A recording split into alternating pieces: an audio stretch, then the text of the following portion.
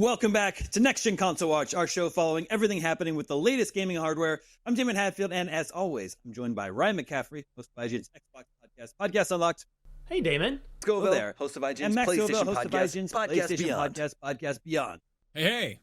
I think in our planning meeting, I think there's a general sense that things are looking pretty good for Xbox right now, and things are a little bit quiet for PlayStation. Although, admittedly, they just did deliver a stone cold Game of the Year contender with Astro Bot last month. So, first of all, Ryan, this week you just put up your preview of Indiana Jones and the Great Circle, which is a big, timed exclusive for Xbox that's out in December. Can you sort of sum up your impressions of the game for us? I would be happy to, Damon, because I've been looking forward to this game since it was announced back in January. Formally shown, I guess. It was announced a couple of years ago, but formally shown in January.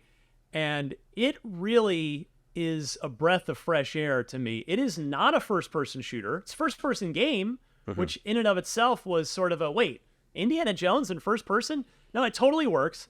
And it reminded me very strongly at first, before I actually played it, of a game that a lot of people at the developer, Machine Games, worked on 20 years ago, talking about Stone Cold Xbox classic, The Chronicles of Riddick Escape from Butcher Bay, where it's this, it's first person, there's a lot of stealth to it, there's a lot of melee combat. That all applies to Indiana Jones and the Great Circle. Actually playing it, though, it brought up some fond memories of another Stone Cold classic from yesteryear, Thief. There is some definite Thief vibes going on here, too. And I would say, bottom line is I loved it. But I loved it because it is, as I said this in my preview, and there's a 10-minute video preview if you'd like to watch that on IGN or IGN's YouTube, or you can just read the even longer version on IGN.com. But it is not an action-adventure game. It's an adventure-action game. It's not to say there isn't action, but they really, really lean into the adventure between the puzzle solving, between the dialogue, between the hand-to-hand fisticuffs. Like, it's... And the cool places you go to, it is, first and foremost, all about the adventure. And in that sense, it really captures the spirit of the Indiana Jones movies really, really well. Like, if they're trying to make a playable Indiana Jones movie, at least from the couple hours I played, they seem to have really done a great job of that. So I really loved it. There's a lot of smart touches in there. I'll shout out to Troy Baker, who, I'll be honest, I mean, Troy Baker is an immensely talented guy, but in my humble opinion, a lot of developers or sound directors, whoever it is that's hiring Troy, a lot of times he just gets asked to be Troy Baker, and, well, he's really good at that. But, like, Naughty Dog, really, I think his best performances have certainly been in Naughty Dog's games. And here, he is doing an absolutely perfect Harrison Ford circa age 40 or so, to the point where I forgot it was Troy Baker. Like, it really just felt like it was Harrison Ford. So, and they have licensed Harrison Ford's likeness, so you've got the exact voice coming out of the exact face, and there are plenty of cutscenes, and it really just top to bottom, I was really thoroughly impressed by this game, and I just can't. There's a lot of collectibles. There's an upgrade system. There is depth to it, besides just punching and using your whip to whip guns out of guys' hands, or to grab onto a wood beam and swing across something. There's a lot of cool stuff here, and this is still my most anticipated game for the rest of the year. It happens to be like probably the last big game coming out this year in early December, but I loved it. I can't wait to play more. Well, it's great to hear that Machine Games seems to have chosen wisely with the direction they took their Indiana Jones game. And Max, I would love to get your impressions of a big PlayStation exclusive that's coming out this fall, but it's a little bit slim pickings there. Credit where credit is due. Astro Bot is an amazing game, which is, if we were to vote today, I would be perfectly happy if Astro Bot won Game of the Year. I think that game is phenomenal. But after that, we've got a remaster of the original Horizon Zero Dawn coming tomorrow, but from when we're recording this, which is a game, that I think people like, but maybe people weren't certainly clamoring for a remaster of. And then in November, we get another Horizon game, a Lego Horizon game, which is also coming to Switch, which seems like a strange choice. The Horizon games are rated M. I don't know. They have a lot of. I think they're T actually, which there. is what allowed them to get Lego sets in the first place. I wouldn't say no to a Bloodborne Lego set. Anyway, but yeah, it's if you're not into Horizon, it's not exactly the most exciting fall to be a PlayStation owner. Unless you want to buy a new PlayStation that hasn't yet really, justified its own existence, because we obviously are getting the PS5 Pro coming out, right. I guess next week, which is theoretically exciting, but I kind of feel like it's cart before the horse in somewhat, maybe not a literal sense, but like it's very much like, what are you going to play on it? I guess there's going to be a handful of games at launch. I think they said something like a few dozen actually that are supposed to have some kind of, PS5 Pro enhancements that they're gonna showcase. But it still feels like it's going to be, not really, there's no really killer app for it. There's nothing. I'm excited to be proven wrong here, but it doesn't really seem like there's much to write home about. I know a lot of people are, excited about buying a new PlayStation because there is that thrill of shiny new car smell, brand new tech. Maybe having games run just that much better is something to be stoked about. But yeah, the big fall release was Astro Bot, which was phenomenal. And before that, one of the biggest selling games of the year, up until a bunch more games came out, was Helldivers 2, which was dominating the conversation for the first half of the year. And that was a wonderful sort of surprise that dropped right out of the sky, right into the middle of everything. And I think it paid off to see Sony be like, hey, we're trying this on PC too. That worked really well. There was Concord, which was around for 2 weeks and then disappeared forever and has since been nuked from orbit. There's Ghost of Yotei to look forward to. There's that, but I don't know when that's coming out. That's coming out next year. Yeah, as far as being a PlayStation fan this fall, my Xbox is gonna be getting some use. That's for sure. There's a bunch of awesome stuff coming out. Ryan, can we talk about Flight Simulator? That game looks sick. There's go ahead, Daemon, please. On Xbox, but yeah, take. I think we got Seth Macy on Flight Simulator 2024 who reviewed the last version and gave that a 10, right? Yeah, we had Seth on Podcast Unlocked a couple weeks ago to talk about this, and I wish he were here to speak for it himself, because he had nothing but good things to say. As you noted, Daemon, he gave 2020 a 10 out of 10, and he said what he's played of 2024 thus far, which is a day's worth, has been even better than that. And he went into great detail on Unlocked, talking the first about 11 out of 10. Well, we'll see. I don't know about that, but just a lot more modes, a lot more detail in both the literal sense and the gameplay sense. And it sounded like, the analogy I put up for Seth, which he did not dispute, because I am not a flight sim guy, not historically. I said, well, but I am a Forza guy, and to me, Forza Horizon is a game. If you love cars, you don't have to love racing games, but if you love cars, then Forza or driving, Forza Horizon, of course, 5 being the most recent one, you will just love it. You'll have a great time with it. And even though Flight Simulator is, right in the name, a simulator, not an arcade driving experience the way Forza Horizon is, it seems like that's kind of what's going on with Flight Simulator, both 2020 and especially 2024, where if you love aviation, if you love planes, there is going to be something for you in this game. And it sounds like it may not necessarily strike the interest of core gamers, but if you have any interest in the hobby, in the field at all, this could be your game of the year, real. This is one thing that makes me really happy we have Game Pass, because I would probably not throw down $70 for this game in spite of how magnificent it is, because I'm admittedly I'm going to play it pretty casually. Like, I'm going to mess around with some jets, and I'm going to do some loop-de-loops, and I'm going to probably crash into a lot of stuff. I'm not a hardcore simulation guy either, but I do really appreciate the level of detail that goes into this game. This one's adding skydiving and firefighting, all kinds of hot air balloons, stuff like that, which is really I don't know, it's something to get excited about, and I love that, that is part of my subscription, and it sort of reminds me of back in the day. You'd frequently get Microsoft games packed in with a new PC. I feel like I had a copy of Flight Simulator that came along with some Gateway 2000 or Dell or something back in the the Stone Ages.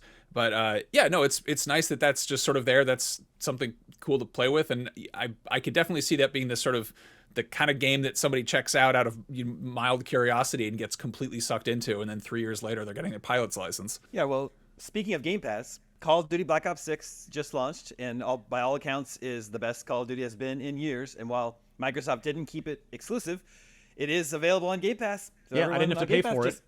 Just got this great brand new Call of Duty game. So that's another big win for Microsoft this fall. And then the other one coming, of course, in November is S.T.A.L.K.E.R 2.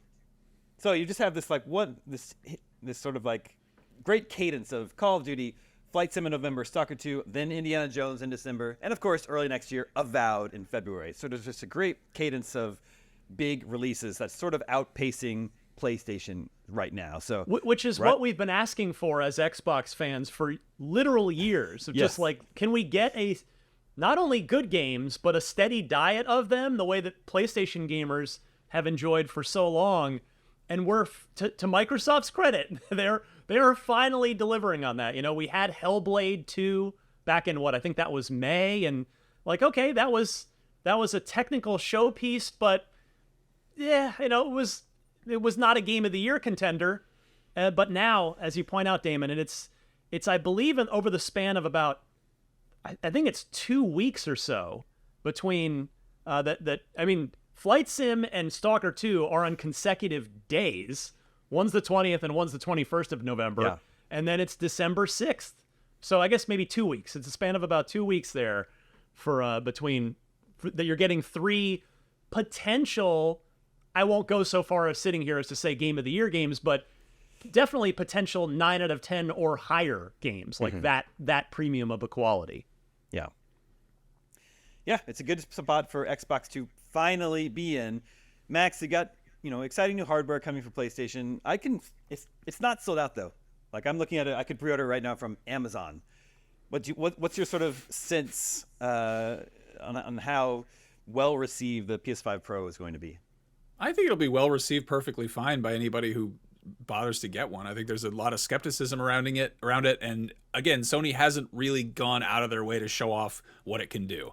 The entire announcement seemed completely ass backwards, but maybe we'll get some kind of cool surprise during the Game Awards. Maybe we'll get some big reveals leading up to whatever's coming in 2025. One, I guess, nice thing is that Sony, as far as fall releases go, Sony kind of jumps around. Like, they frequently have a really big tentpole release in the middle of the summer, which isn't that common as far as major publishers go. Whereas, obviously, targeting that fall release window is good for Black Friday shoppers.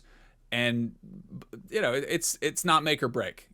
Anybody who gets a PS5 and it's their a brand new thing, there's plenty of stuff to play.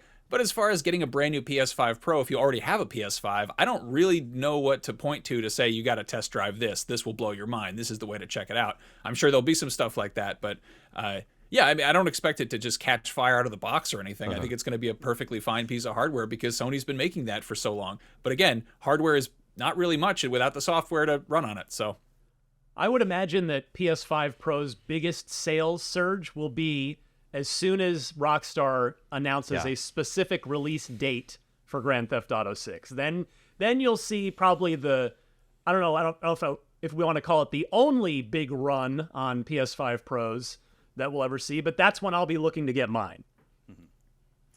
Ryan, is there any feeling that Microsoft is sort of like missing a hardware release this fall? I know for leaked documents show that they were at least at one point thinking of a mid-gen refresh of the Xbox. They've said as much that they're working on new hardware, and the Xbox handheld rumors just keep popping up. In addition to their great lineup of games they have coming, do you feel like they're missing some sort of hardware release? No, and not at all, quite honestly. In fact, if they're missing anything, it's a price cut. Like, if with Game Pass starting to really strengthen on the back of this steady diet of high quality first party releases, if they could get that console price down to $400 for a Series X and $200 for a Series S, that would be great. I think maybe that would start to sway some fence sitters that could look at it and go, okay, all right, $400 now, and there's all this stuff on Game Pass. Wow, okay. Like, Diablo 4 is on Game Pass. If you haven't jumped into that yet, I mean, I'm back into it because of Vessel of Hatred, the new expansion, and but yeah, the market clearly shows that. Well, at least the market in the sense of our audience, the core enthusiast gamers that we have polled on this show and polled on IGN.com, who have expressed next to no interest in buying a $700 PS5 Pro. It certainly seems like Microsoft's not really missing the boat on this, in the same way that if we go back in time, when the Xbox One X was originally announced, and that was $100 more than the already out PS4 Pro. In their announcement, they talked about how they talked about VR and like, okay, well, we could do VR with this Xbox One X. They never ended up doing VR, and history has shown that was the right move. Even though I personally love VR and want great VR games, that one is just not. And I'm playing Batman Arkham Shadow right now, which is pretty good. But yeah, like, I don't think history is going to judge Microsoft harshly for sitting out the mid-gen refresh here, if indeed nothing comes along. Now, maybe there'd be something next year. Maybe they're going to do like they did with the One X and try to either one up the PS5 Pro in terms of performance, power, or match it but undercut them on price. There could still be something, just because they don't have it out right now when Sony is shipping theirs. Again, we look back to last gen, and Xbox's mid-gen refresh came a year later, so I wouldn't rule it out entirely, but for the time being, I don't think Microsoft's really going to suffer for not shipping any new hardware. They're this smart fall. to be just sitting pretty right now, because no matter what they do, they have the Xbox One S, which is the cheapest way you can play this fall's hottest games. Sony could be like, we have this fall's hottest game. You can only play it on PS5 Pro, but they don't. There's nothing to go with that. They're like, here's a brand new thing that's $700, and Microsoft doesn't even have to do anything to be like, no, we have cheaper options over here if you're interested. Oh, and by the way, you can buy a little gift card that lets you play all of our fall games for free and decide which ones you like. I am legitimately jealous of anybody who finds an Xbox Series X or S under the tree and it gets a nice little Game Pass subscription to go with it, because they've got their work cut out for them. That is like Christmas break settled right there. As for the future hardware upgrades, it's smart. They can track how the PS5 Pro performs, what moves the needle for it, how people respond to it, what people complain about, whatever it is. If they're going to announce something more powerful than that, or a triple X Xbox or whatever they want to call it, they can tailor that messaging to go along with it. Meanwhile, if Nintendo comes out with a Switch 2 or Super Switch, whatever you want to call it, and same deal. If they're putting out a portable, they just sit there quietly and then wait to see what the other people say. Let them make their move first, and then, learn from other people's mistakes. Tailor the messaging of whatever the next Xbox-shaped object is to meet the demands of the people out there talking about it.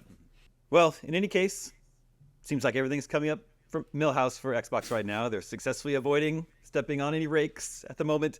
And it's a little bit quieter on PlayStation, but once again, Astro Bot is phenomenal, and my personal most anticipated game at the moment is Ghost of Yotei. So very excited for what PlayStation has coming up next year.